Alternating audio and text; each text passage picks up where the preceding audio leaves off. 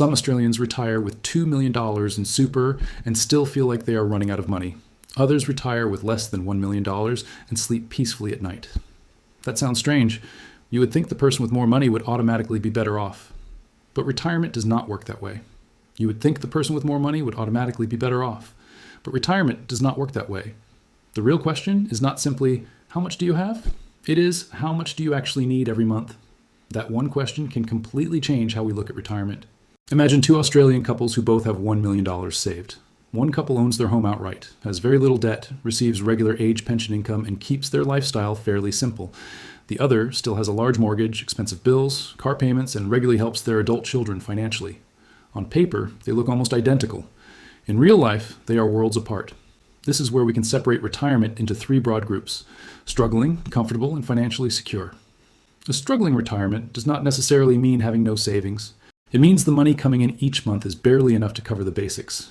Think about someone relying mainly on the age pension, with rent or mortgage, electricity bills, groceries, insurance, medical costs, and other everyday expenses. Most months might look completely normal. The bills get paid. Food is on the table. Nothing appears seriously wrong. Then the car breaks down. The hot water system needs replacing. A medical expense appears. Suddenly, there's no spare money left. The problem is not always the lack of assets. The problem is the lack of breathing room, and that distinction matters. A retiree can own a home and still feel financially trapped if almost every dollar coming in already has somewhere to go. There are also many reasons people reach retirement in this position. Some had years of low income. Others spent decades caring for family members. Some were forced to stop working earlier than expected. Others simply never had enough opportunity to build a large super balance. So this is not about blaming people. It is about understanding the numbers. And there is another version of struggling retirement that can be even harder to spot. From the outside, everything looks fine. The house is nice. The car is decent. Maybe they even take an occasional holiday. But underneath it all, their finances are extremely tight. Every dollar is already committed before it arrives. That means one unexpected expense can completely change the situation. Now consider the next group, the comfortable retiree. This is what most people actually want. They do not necessarily need millions of dollars. They need their basic costs under control. Their housing is manageable. Their debts are low or gone. Their regular income covers most essential expenses, and their super or other savings can be used for the things that make retirement enjoyable. Travel, hobbies, eating out, helping family, or simply having the freedom to spend without worrying about every dollar. And that is where the real difference begins. It is not always about having the biggest retirement account. It is about having enough margin between what comes in and what goes out. A comfortable retiree can have a bad year without having their entire retirement fall apart. If the share market drops, they might delay a holiday. If the car needs repairs, they might spend some savings. If an unexpected bill arrives, they can pay it without going into debt. That is financial breathing room. And surprisingly, someone with $700,000 in retirement savings can sometimes feel much safer than someone with $2 million. Why? Because the person with $700,000 may have far fewer demands on their money. This brings us to the third group, the financially secure retiree. This is not simply someone who owns an expensive home or drives a luxury car.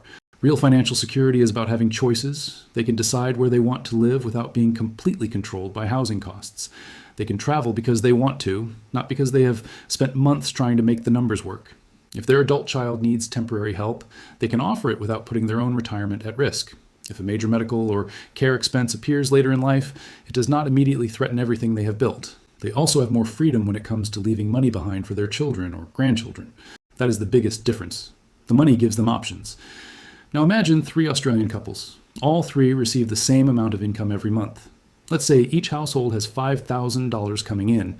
At first, you might assume their financial situations are basically the same. They are not. The first couple needs about $400 every month to cover essential costs. They are already $400 short before anything unexpected happens. The second couple needs $3,700. That leaves about $1,300 every month for savings, emergencies, or things they enjoy. The third couple needs only $2,800. That leaves $2,200 every month, while they also have emergency savings sitting safely in the background. Same income, 3 completely different retirements.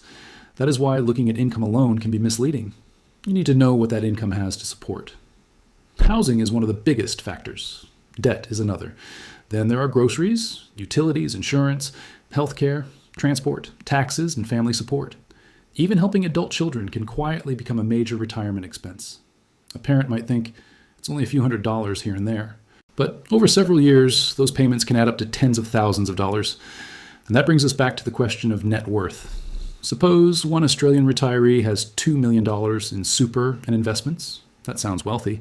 But imagine they also have a large mortgage, expensive property costs, 2 costly cars, and a lifestyle that requires more than $14,000 every month.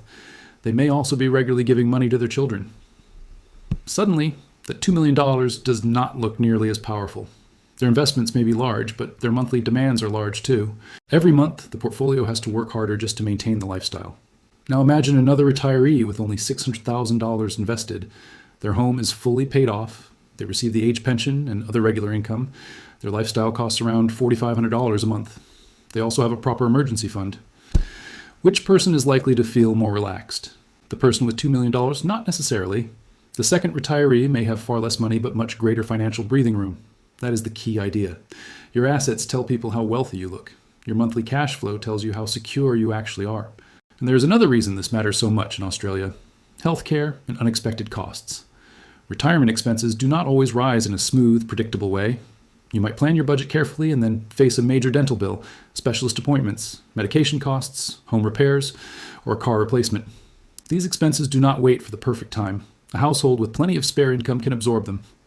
A household already operating at its limit may have to borrow money, sell investments, or cut something else from the budget. That is why having a financial cushion can be more valuable than simply having a large account balance. The same principle applies when markets fall. If most of your essential expenses are covered by reliable income, you may not need to sell investments when prices are down. You can leave your savings invested and give the market time to recover. But if your lifestyle depends heavily on withdrawals from your investments, a market downturn can become much more painful. Your bills still arrive, your investments may be worth less, and you may have no choice but to sell. Over retirement lasting 20 or 30 years, that difference can become extremely important. This is also why reliable income matters so much. A retirement plan is not only about how much money you have. It is about how much of your monthly spending can be covered without constantly depending on your investment balance. For an Australian retiree, that might include the age pension, superannuation income, a defined benefit pension, or other reliable sources of money. The stronger that base is, the less pressure there may be on your investments, and that can change the entire retirement experience. So, where does all of this leave the 3 retirement groups? A struggling retirement is one where regular income cannot comfortably cover the essentials. One unexpected expense can create a serious problem. A comfortable retirement is different. The basics are covered, there's money left over, and an unexpected expense does not destroy the entire budget. A financially secure retirement goes even further. Money creates genuine choices. You can travel, help family, handle major expenses, and make lifestyle decisions without constantly checking whether you can afford them. But here's the part that really matters. You can move from one group to another without adding a single dollar to your retirement account. How? Change the 3 things that matter most: housing costs, reliable income, and monthly spending. Imagine someone with $800,000 in super. They could keep working toward $1 million, then $1.2 million, always believing the next number will finally make them feel secure. Or they could pay down debt, reduce unnecessary expenses, and build a stronger stream of reliable income. The second approach can sometimes create more security much faster. This is the retirement mistake many people make. They spend decades asking, how much do I need to retire? But that question is incomplete. A better question is, how much do I need to live the retirement I actually want? Those are not the same thing. Someone who needs $4,000 a month has a completely different target from someone who needs $10,000. Someone with a paid-off home has a different situation from someone paying a large mortgage. Someone who receives enough regular income to cover most essentials has a different level of risk from someone who must sell investments every month to pay the bills. So instead of obsessing over one magic retirement number, look at the gap. How much money comes in reliably? How much do you need every month? And how much is left after the essentials are paid? That leftover amount is where your financial breathing room lives. If the gap is negative, retirement can feel stressful, even with a decent amount of savings. If the gap is comfortably positive, a smaller portfolio can sometimes go much further than expected. And there is one more thing to remember. Retirement is not a single moment. It can last 20, 30, or even more years. Your spending will change, your health may change, housing costs may change, your super balance will rise and fall with markets. Your eligibility for government support may change as your circumstances change. That means a retirement plan should not be built around one perfect prediction. It should be built around flexibility. If expenses rise, can you adjust? If markets fall, can you avoid selling everything at the worst possible time? If a family member needs help, can you afford to say yes without damaging your own future? If you need extra care later in life, is there enough room in your plan? Those questions tell you much more about retirement security than a big number printed on an investment statement. And this brings us back to the two retirees we started with. One has $2 million, the other has $600,000.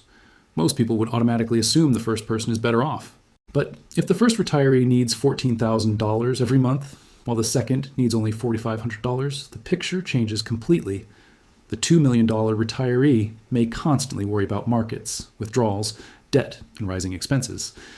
The $600,000 retiree may have far less wealth, but far more control over their monthly finances. That is the real lesson. A bigger retirement balance does not automatically create a better retirement. What matters is how well your income, savings, housing, and spending work together. The goal is not simply to become rich on paper. The goal is to reach a point where your money supports your life without controlling it. So when you look at your own retirement situation, don't ask only how much is sitting in super. Look at the full picture. What income is reliable? How much do you spend every month? Is your home paid off? Or are housing costs still taking a large part of your income? How much debt remains? Do you have emergency savings? And if your biggest unexpected expense arrived tomorrow, would your entire plan fall apart? Those answers will tell you far more about your retirement class than your account balance alone. Because in the end, retirement security is not really about reaching one magic number. It is about creating enough space between what you have coming in and what your life requires going out. The smaller that gap is, the more pressure you feel. The larger that gap becomes, the more freedom you have. And that may be the most important retirement number of all. The biggest mistake is thinking retirement security begins when you reach a certain dollar amount. It doesn't. It begins when your money and your lifestyle finally work together. You could have a huge super balance and still feel nervous every time the market falls. Or you could have a smaller balance, lower expenses, reliable income, and enough savings to handle surprises without panic. That is why retirement should never be judged by the account balance alone. Look at the whole picture. Look at what comes in. Look at what goes out. Look at what is guaranteed. Look at what could change. And most importantly, look at how much room you have when life does something you did not plan for. Because a retirement with no margin can feel poor, even when the numbers look impressive. A retirement with plenty of breathing room can feel secure even when the portfolio is much smaller. So if you're planning your own retirement, don't spend all your energy chasing a bigger number. Work on the entire system. Reduce unnecessary debt. Keep housing costs under control. Build reliable income. Keep an emergency reserve. And make sure the lifestyle you're planning for is one your finances can actually support for the long run. The goal isn't to impress anyone with how much money you have.